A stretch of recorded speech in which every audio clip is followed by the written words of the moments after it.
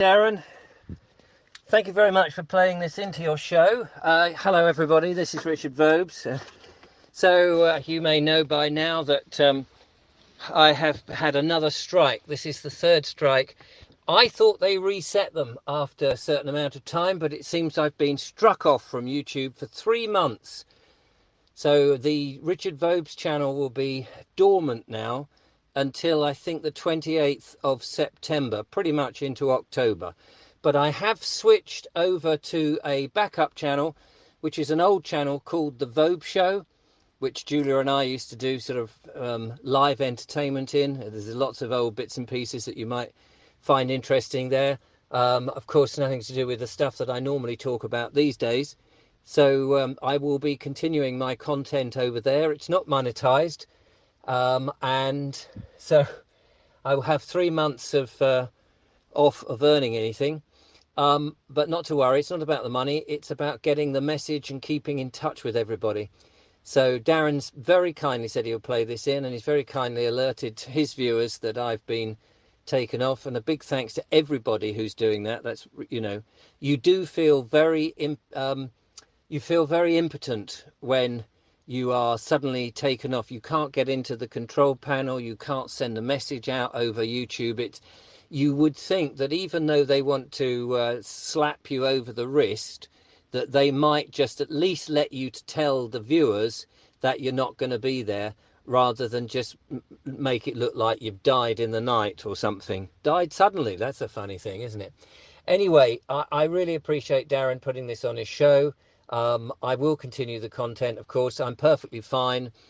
All systems will continue. I will update Rumble platform in due course, but I've had to head off out to the Sounds Beautiful Festival because they've asked me to do a talk. Anyway, catch up soon. Thanks again. There we have it. I hope everyone can see and hear me. I'm just going to pop into the live chat real quick, just to make sure that the audio and visual is good for you guys out there in all over the world, to be fair. So whilst we wait just a few seconds for the notifications to come back, that you can see and hear me, okay, because if you can see and hear me, you're going to be hearing Richard as well, because we've already done our checks and it's all good in the hood. Right, cool. I'm coming out of the chat now. Let me just see. Right, we're getting all this queued up. So we're going to be bringing Richard Vobes in real shortly, because we are getting 472 in here right now. That's really good. Yes, our learned friend, Mr. Richard Vobes, has been banned again, but not like the other times. This time for 3 months. So that just goes to show the extent of how much censorship and how much shutting up is going on right now. So we've also found out that he can't do anything at all on his channel. So what I've done, there is a link to Richard's alternative or backup channel right underneath this video. So if you haven't done so already, I urge you to subscribe, and you can follow Richard, because he is currently posting content, and we will not be silenced. So without further ado, we're going to bring Richard in right now to say hi. How's it going? Even though he's banned, but not on his channel, it's not. So, hi, Richard. Hello. How are you? Nice to see you, Darren. Brilliant. All good in the hood. I'm glad everything is working out okay. And we've been here before, mate, haven't we? So here we are about a year ago or something like that, maybe even longer. Who knows? I don't know for sure that it's 3 months. It may be a week. I've got conflicting thoughts at the moment, because when I first logged on, I had this message: you're banned, won't be able to do anything until September the 28th, which is 3 months. But then I remembered when I was struck off the first time, you have 3 months in which, if you're not naughty or say anything silly, it clears the strike, but you're banned only for a week. So I'm rather hoping that what's happened is the 2 strikes that I've already had have cleared, and that it's kind of like starting again. So I will know next Friday if I can get back on the channel, and if I can't, then I'll know it's a 3-month ban. So everything's up in the air. Wow. That is a lot to hit. And news of this story of you being banned has gone out there. We've even heard something, believe it or not, from Bill Gates about this. I've just come from a meeting and 2 names were mentioned, Richard Vobes and Funky Prepper. We have been monitoring these 2 guys for a while now, and no matter what we do to silence them, they find another way to get their messages out to the public. They are pissing us off now. That's very funny. I know. But this is what's going on now because, yeah, I just had a bit of mucking around on some AI thing. And not only that, there's 2 other people, which I couldn't believe who this got to. And another one, believe it or not, is Elon Musk. Believe it or not. The new technology that we have been developing with Skynet and 5G. The new technology that we have been developing with Skynet and 5G is under threat now. 2 names have been brought to my attention, Funky Prepper and Richard Vobes. If we don't stop these 2 soon, we will end up in the shit and without a pot to piss in. Wow. I couldn't believe it. Now, the third and final one, which was quite weird, I still can't understand it, but this comes from, this has gone right up to the echelons of power in the United States, none other than President Joe Biden himself. Here, I'm not sure what M it's, I don't know, you're a funky something, hem, earvobes or something. Shit, I've forgotten. Or shit, I don't know. So make of that what you will. Yeah. That's very funny. But isn't that a worry? Isn't it a worry now that words can be put into other people's mouths?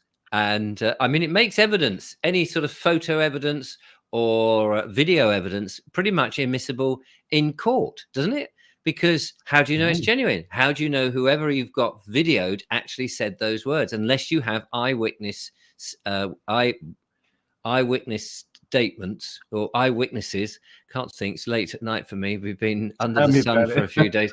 Unless you've got eyewitnesses who will who will take the liability for their statement and say, actually, yeah, I was there, that happened, then we can't trust technology. So, for example, even if you're caught speeding and and the evidence is of a car driving along or a photograph supposedly going faster than the speeding bullet, then surely that could be faked, so easily faked. How can you trust the police, who are a business, a corporation collecting money for their shareholders, to be honest? That it could be fake evidence. So unless they've got an eyewitness who says, "Oh yeah, no, I was proceeding in my motor car at 70 miles an hour, and that particular individual with that number plate drove past at 85, and I measured it on my special gun." How could you possibly know? It makes a foolery of any photo evidence now, which is good news. Good news for anybody who's actually driven a little bit faster, not done any crimes, not hurt anybody. There's no harm, no injured party. There's nothing done. Just somebody's gone, oh yes, I think I'll have that. That's an infringement. You've gone too fast. And these are the questions that we should be pushing back on. Say, well, prove it. You can't prove it. It's a photo. How can you prove that's me? I know, exactly. I mean, I've remembered covering this about deep fakes already, and it's just a matter of time now, because absolutely they will be using it, and I think they have done already with the elections, trying to sway public opinion. And you're quite right. It's very easy with technology these days to create a photograph of your car in an area at a certain time, trying to get some revenue from it. And until we can prove otherwise, it's just a failing system, to be fair, especially with justice, to be fair. No, well, I mean, if you're going to bring a court case against somebody and the only evidence you've got is a bit of video or a bit of footage, and you've just played in the absolute proof that things can be pretty lifelike, that Bill Gates can sit there and say he's coming after Funky Prepper and Richard Vobes.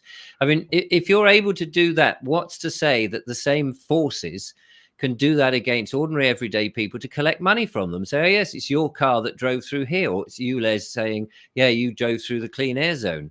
And it's like, well, hold on a second, you're innocent till proved guilty. But if that's the only evidence you've got, that could be faked, so therefore it's it's not used. Take two, inadmissible in court. What it would be admissible in court, or whatever the damn word is, at 8 o'clock at night of a Saturday evening, Sunday evening, is witnesses who would put, they stake their lives and reputation by saying, yes, I saw that person doing that thing. And that's the old way of doing it. Technology can't fill in the gaps, and yet millions of people will get speeding things or ULEZ things or all sorts of crap based on a photograph or a technology. So yeah, I stand up for the common and everyday man to say we should fight back against this, because half the time there's no crime actually committed. Anyway, I'll get off my soapbox. It's very easy these days to jump on one. I'm sure you would agree. But before we dive into things, just a quick one. If Julie is there, how is the little boy doing after the cut on the head incident? She is. Yeah, he took a tumble on the seafront and cracked open. Well, it was just a deepish cut. Luckily, no more than that. No concussion or anything like that. And it hasn't changed him a bit. So he'll just as be likely to go and climb all over the place and take another tumble. A very brave individual. He stayed still for an hour afterwards, though, haven't he? He was. Say that again. He stayed still for an hour. He stayed still. Julia's just come upstairs. She says he stayed still for an hour. That's it. Oh wow, that must have been nice. Yeah. And then once in the A&E, he was triaged and put this bandage on so that there was no more bleeding and this, that, and the other. And he was bouncing off the walls and running around. He's like, oh my God, he's going to do the other side in a minute. But anyway, he's all right. Oh, that's good, because it's just sign of the times, isn't it? Years ago, that sort of thing was fine. But of course, since 2020, with all of these interventions and questions and all of this nonsense which goes on in hospitals nowadays, it's no wonder you had that thought cross your mind. Should we take him? Should we not? Who wants to go to A&E now with the threat of a certain medical intervention being given to you, even dressed up as tetanus? Yeah, exactly. Yes, we have to be very, very careful. So I'm just glad that things worked out, and little man's okay now, because the last thing we want is our little ones having to go through all of the extra stuff which they don't need to. But, no, and they're already being targeted by the teachers at school and the education system, and then all the 5G masts that are hidden in schools, ready to radiate the kids' brains. But found another soapbox, didn't I? It's the trouble living in this environment as you do, doing these shows and trying to alert people to some of the shenanigans that these dark forces are doing. You end up having these conversations without even thinking you're having them, in the way that someone else might be talking about sport or the weather or this. Well, even the weather now, you talk about bloody chemtrails. So you can't have an ordinary conversation with perhaps somebody who's not aware of things, because you just find yourself going, oh no, I can't talk about that. No, I can't talk about that. My normal everyday conversation now I cannot have with anybody, because it's usually involving what the blooming dark forces are doing or what we're doing to combat it. Yeah, and that's very true, because it's very easy to fall into that vortex, as it were, almost like just getting flushed down a toilet, going down a pan. It's very easy to go there. But what I'm finding as I go through, because everyone's waking up and everyone's changing, evolving and growing at their own pace at their own time. And I'm coming to the realization is that the more we feed our energy into something, whatever that is, it's just going to grow it. So if we're talking about these bad things, all we're doing is we're just focusing on it and enlarging it. So I'm trying now to think about the things that matter, which are things that we can control. And the things that we can't control, the things that don't matter, try and spend more time with those. And you simplify it and you get rid of 80% of all of the fear and the doom and the crap. And then you end up, I look back on a really nice day today, and it could have been quite the opposite. So yes. It's a realization which I believe, hopefully, is spreading out there. And lots more people are going, do you know what? Just enjoy yourself and have a nice day. And try to grow yourself, Yes. I mean, we're all learning that we have to be relatively cautious with certain things, like what we put in our mouth and what we drink. and how we surround ourselves with all the technology and the EMF. So, you know, we've got to be aware of the dangers. But once we know what those dangers are, we can dance around them and have fun.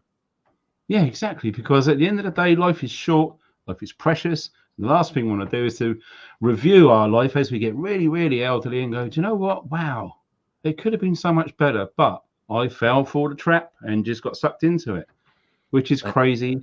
But I was just going through my my phone, and I was speaking to my partner earlier because she's been following yourself for a very long time, and especially Julia on Facebook groups of the ancient trees and things. So I said to her, okay, just pretend you're a viewer. What would you want to ask Richard, which will be more beneficial for our viewers out there? And she's put on there as the first one, excuse me, what the Bold Explorer channel was covering, which is heritage, English, culture, and English landscape. So the Bold Explorer channel, how did that begin, and how did that take you through all of the things that you've been seeing and understanding over the last few years or so? Well, the Bold Explorer sort of developed really because I was wanting in the long distance past now to try and make some hash of it on mainstream media. I had these ideas of grandeur, probably above my standard. Now I'm very pleased I'm not on mainstream media, because that is where the dark forces lurk, of course. But at the time, I thought I loved the medium of television. I loved telling stories, and I'd had a children's television series on there and realized just how egotistical, how greedy and nasty the producers and some of the elites in the higher end of it, not the crew, not the cast, not the people who actually worked on the show. They were really lovely people, but the people behind the scenes, the money people, like everywhere it seems. And so I thought, well, I want to go and work somewhere or do something with video and filmmaking, which had been my passion all my life. And I thought exploring England might be quite fun, because England is there. You haven't got to build a set. You haven't got to keep coming up with new material. The material is out there. You just got to research it, find it. So I started to make these videos initially, about 45 minute long videos, televisual style. So I'd write a script, I'd do the research, write a script, go on location, check that the location was easy to film in, i.e. no overhead aeroplanes making noises, no trains and traffic and schools coming out and busy roads, because I knew what problem that would be with sound and wind and all these sort of things. Then if I was going to have a crew with me, at the time I thought I would have 2 or 3 people. It was like, when you're on location, you might need to spend a penny. Where is the nearest facilities? Where can we go and get lunch? So I would research all of this stuff and then work out my schedule of filming and what bits I was going to film where, and what bits were going to be voiceover, what bits were pieces to camera, all of this. And it would take about 3 months to make this 40-minute documentary about a certain thing in England. And I did that. I did about 6 of those. I put them on YouTube and nobody watched them. And I thought, why is this then? I spent all this bloody time, all this money, all this effort, making it look like a piece of television to the best of my ability, and nobody's watching. And then I realized that with YouTube, it's about continual dripping of content, and it's a very hungry machine. And so I thought, well, I can't spend 3 months, make a program, then another 3 months, make a program, and no one watches it. Clearly, you've got to put something up every day. So then I threw the script writing, and I threw the research, and I threw the going on location all out the window. And I just got a GoPro on a gimbal, because they were the days before GoPro had stabilization in it. And so I just wandered around. I thought, well, I'll just do walks. I'll do walks in England. So I was strolling around different places, coming across ancient churches, coming across the landscape, looking at the nature and the wildlife, and just commenting on it. And then editing that, shove that out, read rapidly about, I don't know, trees and various places, so that I had something to talk about, and would just do it off the cuff and make these 10-minute little episodes. And pretty much on and off, I did that for about 6 years and built the audience from nothing to, I think we got to about 26,000 subscribers. And then one day in 2022, in November 2022, after watching Neil Oliver on GB News talking about a fuel crisis and wouldn't it be a good idea if none of us paid our fuel bills? And I thought, yeah, that is a good idea. We're all feeling the pinch. So I sat down on the chair that people often recognize now, and I did the very first monologue saying, is he right? And to my great surprise, that what normally took a week to 2 weeks to get about 2,000, maybe 3,000 views, I suddenly got within 3 days 100,000 views, and I was bowled over. And then I started to talk about more about what's going on and questioning, isn't it strange how the government, the lovely, kind, benevolent government, are trying to kill us? And so it went on. Yeah, I know. And I remember going back there when you was talking, I think it's November 2022. Yeah, there you go. Talking about these things. And I think it had 80,000 views and a few videos after that. Yeah. Come on, was he right? And then it was almost like I had a similar thing, very similar. My earlier videos used to be about preparedness, going out to wild camping, testing kit and equipment to see what worked, what didn't work, reviewing gear to see which ones are good and which ones are rubbish. And I'd only recommend good stuff because I wouldn't want anyone going out to the woods and going, you know what, that sleeping bag Darren was using that he told was good is rubbish. I'm freezing. Yeah. So that was all my sort of stuff. And then when, my job come to an end as a survival instructor here, it all changed because I done the same. I started, do you know what? I am going to tell things how I see it. And then it went crazy. So it was quite obvious that the majority of people who watched our videos were more interested in what the hell was going on rather than other things. And it's crazy how things have changed for both of us. Yes. And now you're on a ban for maybe 3 months, but here we are right now doing it anyway, because we're trying to show the people that being fearful doesn't really achieve or help anything. So what about do the opposite? What about let's just do this and see what happens? So I think it's great that we can just do this when you shouldn't really be on YouTube, etc. So I think it's great. So yeah, fair play to you for changing your viewpoint and your video content, because making a video which takes 3 months and putting it on there to see the minimal feedback would be soul destroying. So yes, I mean it was at the time, although over time, that people have stumbled across these well-made videos and they say, cool, blimey, it's better than television. And well, that's a very nice thing to say. I mean, some television is really rubbish. Some of it used to be. I haven't watched television for about 5 years now, or maybe more, because I got rid of the bloody thing. You just didn't like the bias and stuff. So I don't really watch television now, but people do find them. I mean, there's one about a disused canal, for example, and we follow this canal up in Shropshire and the trace of it. And there's elements of the old canal that used to be there, including Telford's first cast iron bridge before he made the one at Pont Casolti, however you pronounce it, on the Llangollen Canal, which is about 200 feet up on these amazing piers. But before he did that, he made a prototype on the Shrewsbury to Newport Canal, and it's now there, what's left of it. The canal's gone, but this bridge is there in a farmer's field, completely abandoned.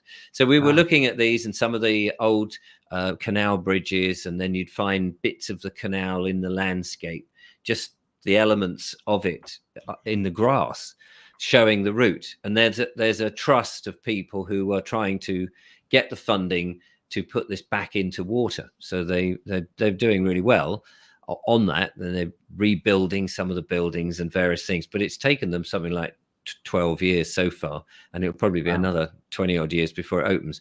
But so following that, so of course over time a lot of canal enthusiasts have found that one individual film that I made, and I've been invited up and to talk about how I made the film to the trust and various things. So it is funny, some things just sit there on YouTube and you think it's dead in the water, and then all of a sudden it's picked up by enthusiasts or whatever, and then the next minute it's I don't know what it's got now, but it had something like 120,000 views, which when I first put it up, I was lucky if I got 10 views. So, but It's probably about 8, 9, 10 years ago now. That's quite refreshing to hear that. Moving back to these questions, I've been told to ask yourself and Julia, if she's still there, are you any closer from actually moving away from where you are into the dream of the countryside where you can wake up and you're not surrounded by a mass overpopulation of idiots, so you can enjoy life at a more slower, simpler pace? Has anything moved along that? Are you still struggling, banging your head? So is there any plans about that? The answer to the question is yes. We are very close to a project that we've been working on in the background for about 18 months, something like that, which we've not spoken about on the channel. And I can't say much more than that. It's something I'm working with some other people, but it's in the next, possibly in the next 5 to 6 months, there will be news about it. Wow. I can't say, but it's something is going to happen. Yes. Yeah. Oh, that's really good news, because obviously no one needs to divulge anything, but because I've had people ask me as well, what about Richard? Is he still living on the coast? Is he going to be moving out anywhere? Because the weird thing is with I don't know why I'm going blurry or so. It's just bloody terrible with this camera.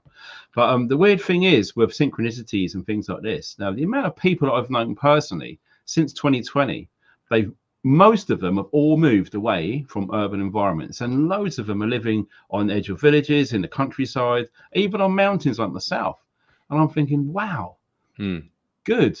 And it's almost like there was a huge news story back in 2020 of like pretty much an exodus from London, where people who had the ability to have second homes in Devon, Cornwall, the Cotswolds, or wherever it was, they sold up and moved to their second homes and used that as their full-time base.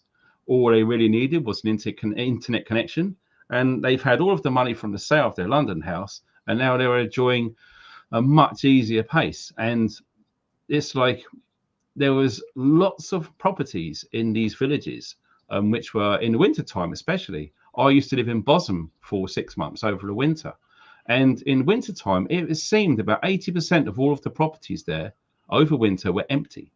And it was like a ghost town. It's very strange, especially at night time. So it pretty much told me that loads of people sold their properties in that area. Lots of more wealthier people acquired them and just used them for 2 or 3 weeks, maybe in the summertime. And it was empty for the rest of the year. Now we've seen a trend where these vacant properties are now full, and lots of people left London, for example.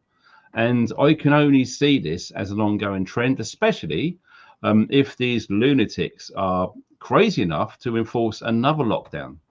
So I think that's going to change as well. And I'm really pleased to hear that you've been making inroads into just getting out of the places, because even with the 4 and with the G, with the H towers, 28 of them gone up.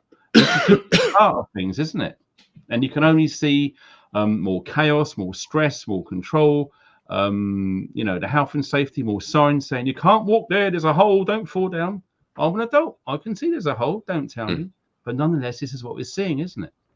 Yeah, no, we are definitely seeing that slow squeeze for these 15-minute cities and the infrastructure for them being put in. I was very encouraged, however, when having seen that there are 28 of these monsters, these sort of black lollipops which are going up all around with their mysterious white boxes on the top with these beam technology, that one of them that was being installed had 3 engineers in there wiring it up, and they were all in their yellow fluorescent whatevers, and they're wiring it up. So I approached the guy in the pit by the pole, and I said to him, can I, as a member of the public, command you to take this monstrosity down, please?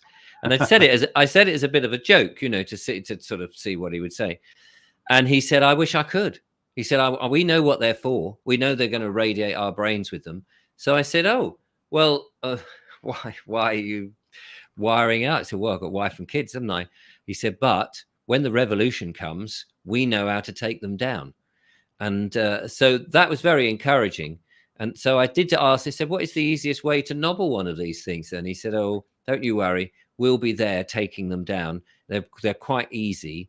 You know, they have an Achilles heel to switch them off. And I thought, well, if all the engineers are on that opinion, that would be great. But we can't rely on somebody else. We can only rely on ourselves, as you've often said.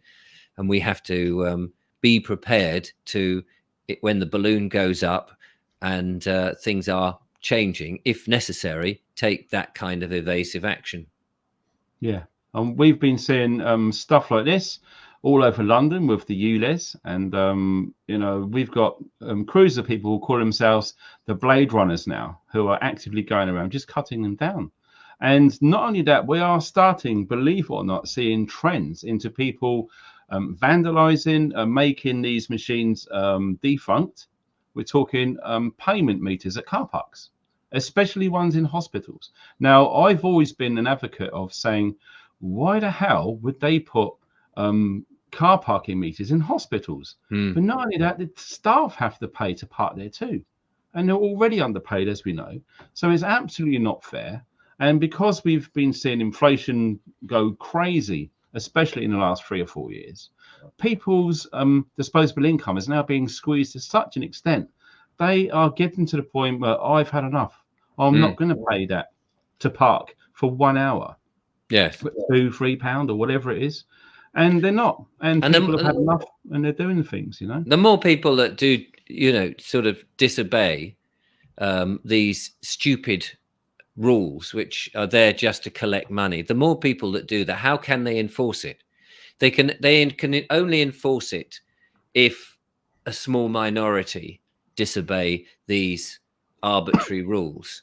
But if majority of people start going, no, you know, it's got nothing to do with me, you and your silly system. I'm parking my car here and I'm going to see my ill mother.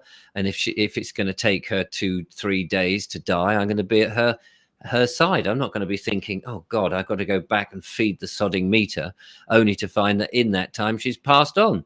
No, thank you. My duty as a member of a family of somebody who's hurt, suffering, or whatever, is to be there for them, not to be paying the bloody council who are paying for, you know, using our money to put up these death towers all over the place, or whatever it might be. Yeah. Well, you've had the same sort of guest on your channel, and in some of your monologues on some of your recent videos, we've been talking about people just realizing that, you know, I'm not going to take part in the system. So TV licensing and all the rest, council tax and things. We've had Gavin on our shows before, and the emails, and I'm sure you get pretty similar ones as well. I am not going to do this no more. They've just gone past the point of caring now. And when I remember, I think it was when I spoke to you about a year ago or something, very similar to what we are doing now. Back then, the figures were 326,000 court cases behind in the magistrates' courts at that point in time. So I would see that if you was to do something and you said, no, I'm not going to pay that fine, which is turning into £75, £100 parking fine, whatever it is, the chances of you actually going to a magistrate's court behind all of this lot, and even if they were summoned, they're getting to the point now, it feels, that they're just not going to turn up anyway. So no, and the council take thousands of people to court on the same day, within the same hour, and within 15 minutes or something like that, the time it takes to put the paper on the table in a bulk court. 6,000 people can be given a liability order, not a real one, but a fake one, by a magistrate whose name is not even on the board and probably hasn't taken their oath for that particular court, because it's a paid court by the council, and are given these final notices to pay up, or the bailiffs come round, and they've got no authority. They don't have a deed of assignment. They don't have the proper court order and all the papers to go with it. They don't have any of it. And so people, you know, the more people that just say, look, we've had enough, you've got to stop this. We're not acquiescing. But I would go one further now, because I don't even think that we need to bother with these people and try and ask them to change their ways. I think we just turn our backs on them altogether and start our own system. And I've been saying that for over a year, that we just, instead of the system that we've got, which is so corrupt, that we just need to start from the grassroots, from right down at the bottom, us work our way up, not have top-down kind of governance. We need a better type of governance, not government. Yes, two completely differences. Absolutely, yeah, for sure. And when we are seeing these times that we're living in change, you know, when I spoke about the wee lad earlier who hurt his head, you know, what sort of future is he going to have, say 10 years from now? What's it going to be like? Because there's two roads that this can go down. It either turns out to be an amazing time and a place for him, or it could be, if people, the majority of people, do nothing at all, and this hideous agenda just rolls down the road. I don't even want to begin to imagine what the future is going to be like for our youngsters. Now, I've sort of fallen into this trap myself, where we talk about the you know, the kids born millennials. So any boy or girl born after the year 2000, there is a high chance that they've got like mental health issues. They don't even know what gender they are. The males seem very, very effeminate and not very strong at all. Some of the females are coming across as being very butch, uncaring and unloving and just selfish. And all this is by design. And it's very easy to take the mick, as it were, calling them snowflakes and things like this. But at the end of the day, it's the parents' job to ensure that they are re-educated, maybe when they come back from school, or if they're home educating them, try and instill the sense of pride and purpose that we had when we were younger, with decent values and common sense, and being able to have the strength to think for yourself, rather than be programmed to rely on all of these systems which are absolutely going to control them. And, you know, if these youngsters don't start waking up, as it were, or we don't start helping them, it's so easy to sit back and to say, oh, look at the snowflakes. They couldn't fight their way out of a paper bag.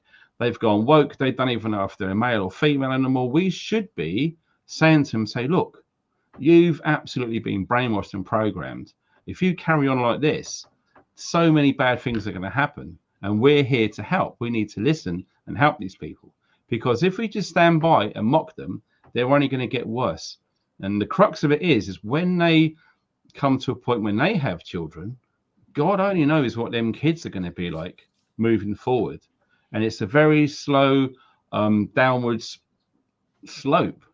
It's exactly what the architects of control want, which is a more malleable populace. People who are going to do as they're told and not question anything. So what we are doing is we are trying to encourage and inspire people to question anything which feels wrong. And even though you've been on a ban, I'm on a warning as well. And that runs out on the 28th of August. And I have to be careful what I say, because if I don't, I'm going to be on a ban as well. And this censorship thing is very real. And I've talked about the thing which came out in Davos this year, about the two most serious things which the WEF are worried about is mis and disinformation, even before climate change, believe it or not. And we are starting to see the early stages of this control coming into play, especially with yourself being banned. But it's great that we can do this and continue to get a way around it, because my old saying is, there's always a way. Oh, yeah. I mean, let me just go wind back on some of the things you said there.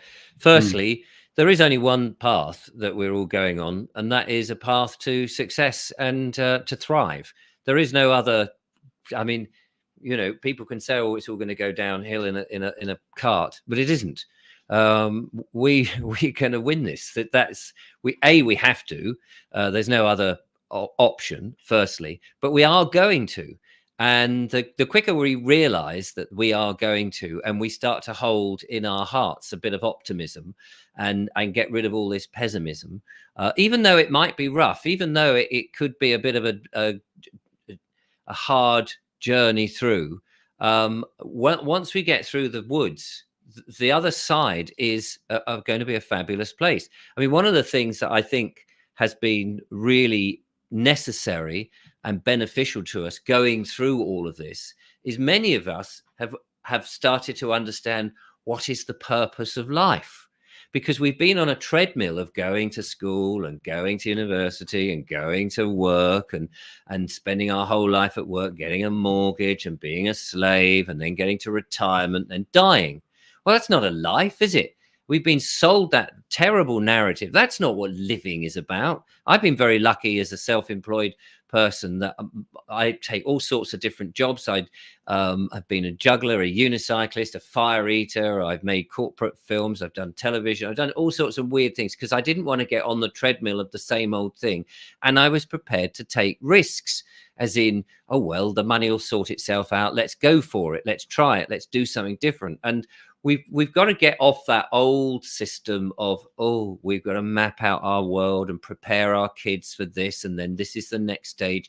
Preparing ourselves, as Alan Watts used to say, we're preparing for something that never comes, because by the time we get there, we're too old to do the damn thing. So I think we should be thriving now. We should throw caution to the wind. We should laugh and sing and dance. We should build our communities. We should say, we're not dealing with all your nonsense, thanks very much, and turn our backs on these idiots who want to run our lives. Because all the time we acquiesce to it, we're just keeping the shackles on us. And we've got to take chances and say, sod that, I'm going to do this. Absolutely. And it's right. I mean, I've ended up doing this as a full-time job now. And I need to find this, you know, a website where if something happens to me, I can just carry on and they think me fine, and backup channels, it's great. But, you know, when we choose to live a life self-employed outside of that matrix system, you know, the average 9 to 5, etc., you empower yourself. Now, the amount of people that I've known and come across in my life who have done really well for themselves financially and everything else, not one single one of those people work for someone else. They all work for themselves. This is the thing. All the time you're working for someone else, you're never going to be wealthy to the point that you're going to be more wealthy than the CEO of that company. It's not going to happen. But the more empower yourself, the better. But wealth isn't the, you know, wealth in terms of a great pile of fiat currency, debt currency. It's not what it's about, is it? I mean, and work, if you're working, you're not enjoying it. I mean, I don't consider what I do to be work. You know, yeah, I get up, I slavishly make my videos 2 a day. I go and do talks. But it's not really, it's my passion. I just enjoy it.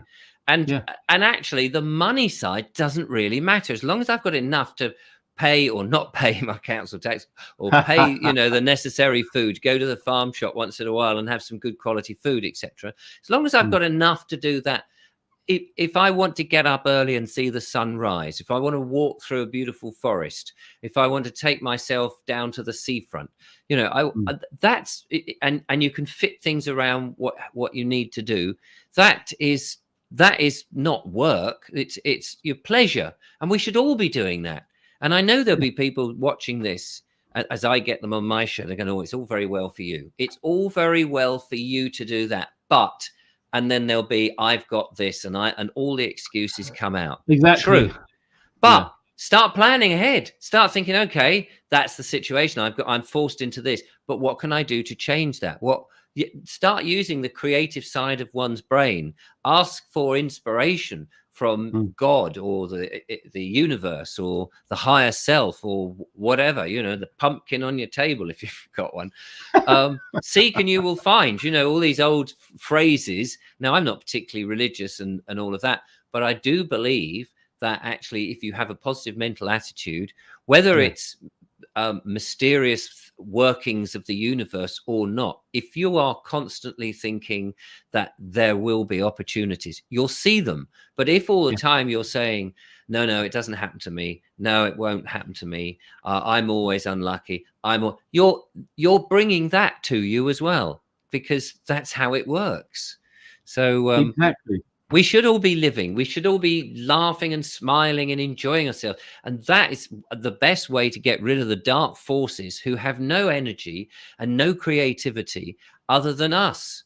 And we mustn't give it to them. It's ours. We've got to enjoy each other's company, laugh, dance, sing, make music, have fun, go for walks. You know, that's what life's about. You don't see animals all sort of going, oh golly, I've got to get down to doing all this hard work in the wild, you know, in cages. When somebody's pressurizing them, then that's when you see, you know, dogs on chains or animals in cages or whatever. They're being oppressed. But in the wild, they just get on and they just do their thing. And surely that's what we should be doing our thing. Exactly. And do you know what? You've absolutely had it exactly what I was going to say, because I get it the same. I just say to people, especially in my morning live streams where it's all positive, encouraging people to think for themselves and to literally create what they feel they need to create for themselves. And I get the same thing. I can't afford that. I can't do this. You're lucky did it, and I never get this sort of thing, and it won't happen to me. And I'm thinking, if you can only just sit down and think and not allow yourself to be distracted, and say to yourself, even I've said to people, go into the bathroom, look in the mirror and talk to yourself, because nearly everything that we're taught is the opposite. You know, when you've heard that, so people talk to themselves are the first sign of madness. No, it's not. It's really good. Try it. What are you worried about? There's no one going to hear. If you're worried what other people think, you're already on the losing foot. So when you try these things and you're empowering yourself, and so, man, be honest with yourself. What do you as a person really enjoy doing? I want to do whatever, painting or something. But what am I doing? I'm assembling car wing mirrors at a factory. The boss is an idiot. The money's crap. I've got no other choice. But if you was to focus more in what you enjoy, and all of your spare time you're painting, you're getting into it, and then you think, well, how am I going to get my paintings out there? Learn how to build a website. How much is this going to cost? We'll save some money. Got your money, get your website done, get it on there. How do I promote it? The internet's amazing place for information. Make videos, put it out there, social media, and then all of a sudden your hobby then becomes a part-time job, and then in turn becomes a full-time job. And then you're going to wake up just like we do. Wow, what do I want to do today? I don't need to sit in the rat race in traffic, which I've got to pay a fortune for my car, taxes all the way there and all the way back. And I'm not doing that no more. And I feel great. I've got a more better attitude. I've got more time with my friends, and your life has changed. But the only person who is going to do that is you. No one is going to come along. Right, Richard Vobes, you're now going to be an entertainer and everything's going to be perfect. Darren, you're going to make YouTube videos teaching people skills, and everything's going to... We had to do that ourselves, didn't we? No one come along and said, there you go, Richard, here's 20 grand, start a business. And it's not easy, and it doesn't mean it's going to be easy the minute you sort of whatever it is you decide to do. And you don't have to have a skill or anything initially. You just have to have the attitude that you want to be free, and that you can be. I mean, the whole thing is that you can. Don't limit yourself. Man is only bounded by the universe, so you can do these things, but it doesn't mean that it would happen immediately. And we've all gone, you know, I mean, I've had a son that nearly died from a brain hemorrhage. I've lost an eye. My dad had dementia. My mother was an alcoholic. You know, I've had some issues in the past to deal with, and we've had bailiffs in the past. We had no money when I was an entertainer. We barely managed to scratch a house. Most of my clothes, and there's barely any real furniture in here. I've never had any of these things. I don't have a pension. You know, I got plenty of things I could look at and go, oh God, my life, it's such a sub story. These things are going to stop me. But that's irrelevant. You know, and if people just focus on, oh, I must make something, it's got to make money, then that's where limitations are coming in. But if you forget about the money, this is a lesson that I learned only relatively recently. If you stop worrying about the money, and I used to worry about the money. Me too, same here. It didn't have any. But the minute you start thinking, actually, I'm not going to focus on the money takes care of itself. And that is a truism. And I proved it to myself. And you no longer have to think about it. But all the time you're going, oh, I must get this, I must pay this, and oh, I see a bill. We've just got to start lightening up a bit and thriving and just not worrying about these things. That's hard so at first. I know it's hard, and it's very, you know, and I've heard people say this, and I've looked at them and I thought, yeah, it's all right for you, mate. I bet you're a multimillionaire and all of this. And it does, but ultimately the money really doesn't matter, because it's about who you are and what you are, and we're all connected to each other. And it's, you know, it comes down to, I suppose, and it's very difficult for me to even say this really, because it sounds so wishy-washy, but it does come down to being of service and having a lot of love in your heart. And that's what it is. All the time you want to be of service to other people, and you are of service, and you go out of your way, you go the extra mile, magic things happen. You get YouTube bans, and you get off for a week. But then, as one door shuts, another door opens. Absolutely. And do you know what? It's funny you said it, because I've had exactly the same, only recent thing, where money was bad. I mean, I've been shadow banned. 16 videos have been demonetized and 3 have been blocked. Now, because this is my only main source of income with no other streams at all, it was like, bloody hell, then I've only got this much coming in. I'm not even going to be able to afford the rent this month. And then all of a sudden, when I stop worrying about it, I'm not focusing my power and energy on that, which is growing it. I'm concentrating on, do you know what? Just relax. Things will be all right. Things always happen at the right time. And then when you start to relax about it all, just like you said, it's always the same. Oh, an old mate's just turned up, and, you know, you've got chatting, and all of a sudden you go and get a scratch card, which you've never done before, and you win 50 quid or whatever it is. And the opportunities are out there all the time. We get it's so easy to be blinkered. You don't see them when you're fretting and worrying and you're in a low vibration. And when you're in a high vibration and you're open to sort of things and you're laughing at things, you see more. And suddenly it's like, oh, I didn't see that advertisement in the little newsagent's window, or I'd never thought about doing that, or an idea or a piece of music will remind you of something, and you go, oh, wait a minute. What about if I do this or that, or I go down there, or you meet somebody you haven't seen for a long, whatever it is, the opportunities come because you've opened yourself to them. You've allowed them to come in. All the time you're worrying or you're skeptical. If you're going, oh yeah, I bet. Yeah. And because it sounds too good to be true.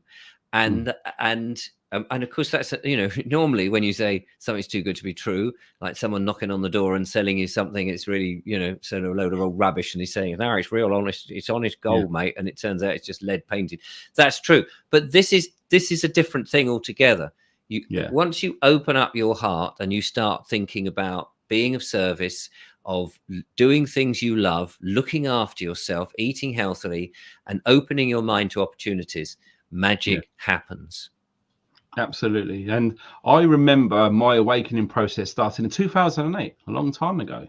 And I remember a period of time for ages.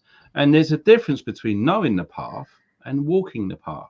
When you walk the path, just what you said, all of these doors open. And how many times I say this to myself every day, sometimes out loud, sometimes to myself. And I'll say, wow, what are the chances of that happening? And it's every day. I'm sure you get it as well. You know exactly what I mean. And this has been going on for years now. And you're on your true path where all of these seemingly random events happen. You just go to the pub and you go to the bar and some bloke stands next to you and you start chatting and he's got all of these things in common with you. And it's all of these things that you wanted to do. At some part, he has got a little part to play in that. Yes. It's just bonkers how these things mesh together. So all we can surmise maybe is whatever we put out there, our energies, because we are learning, we are evolving, we are looking after ourselves, we are doing our bit to inspire, encourage, and help others, and all of these good things come back. When you flip it and you're a nightmare, you're horrible, you're mean to people, and well, guess what's going to happen to you?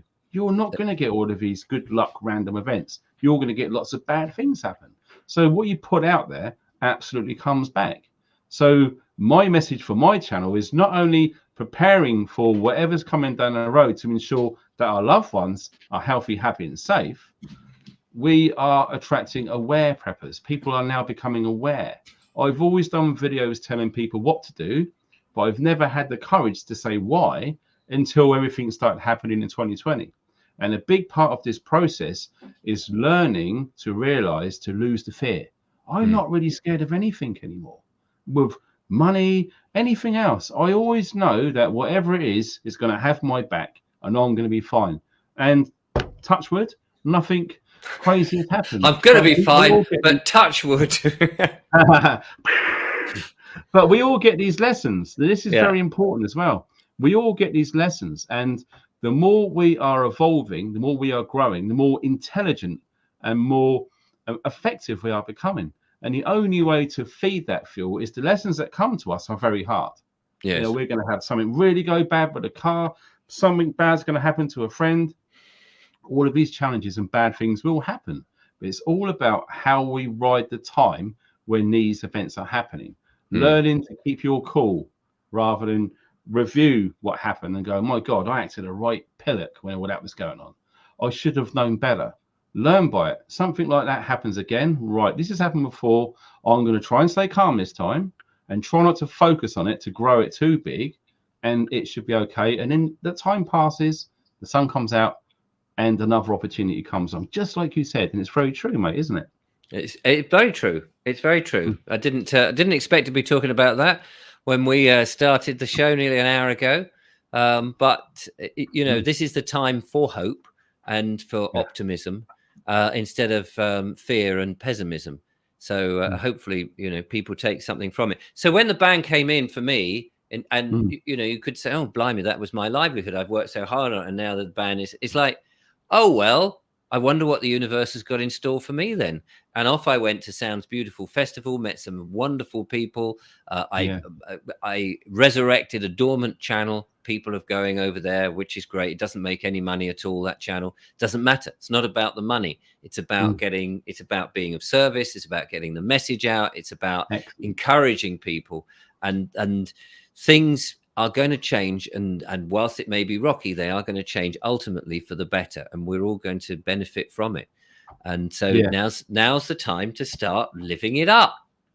Yeah, exactly. Why not, fear, boys and girls? Why not? Lost the fear. I've lost the fear. Lots of our viewers are losing the fear, and we are just realizing actually what is important. Because you're right, all of this 9-to-5 rat race, get married, get a mortgage, getting debt, all of that is bullshit.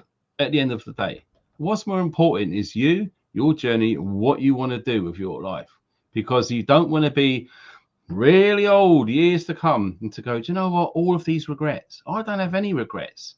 What happens everything happens for a reason. We're just here for the ride. And it's awesome that one of these days our paths are going to meet, and we're going to be doing something really awesome. And it's very strange because, you know, when my partner told me about you, and I found out that you was in a ban last time, it all started from them. And since then, we've done a few videos, and you know, you and Julia are more than welcome to come over to the mountains whenever you want. And I can see our journeys really getting interesting, especially over the next 2 years. So watch your space, everybody. And don't forget to tune into Richard's alternative channel. Right below this video, there's a link there. You can click over and subscribe. And he has already been doing content, mate, haven't you, in the last few days? I have. I don't stop. It's what I do. It's what I do. And I always say to people, and they say, oh, you know, what are you most proud of or what you've done? And I say, actually, my best work is yet to come. Very true. Exactly. I remember doing all my videos, and when I've edited them and I watched the final production, I go, wow, that's the best video I've done. And I've said that to myself hundreds of times, because everyone just slowly gets better, which is how it probably should be. So without further ado, I think we should bid our guest a lovely, nice, what's left of the evening, rest. And like I said, if you're interested, the link to Richard's YouTube channel, the one that's working at the moment, is underneath this one. So don't forget to hit that subscribe button on there. And the final word from Richard is... Thank you very much, Darren, for letting me appear on your show. It's been great fun to have a good old chinwag like we did a year ago or so. We must do it more frequently. It's been a joy. And thank you to all the viewers who have switched over and supported what I do and all of that. It is, and I know Darren will say the same, it is very humbling that anybody anywhere wants to listen to the nonsense that comes out of my mouth. And I'm only too thrilled that people, you know, follow, like, subscribe, and all the rest of it. It is a very humbling thing. So thank you, Darren, for giving me the opportunity to ply my wares on your channel. No problem at all. And with that, boys and girls, thanks for watching and stay funky. All the best.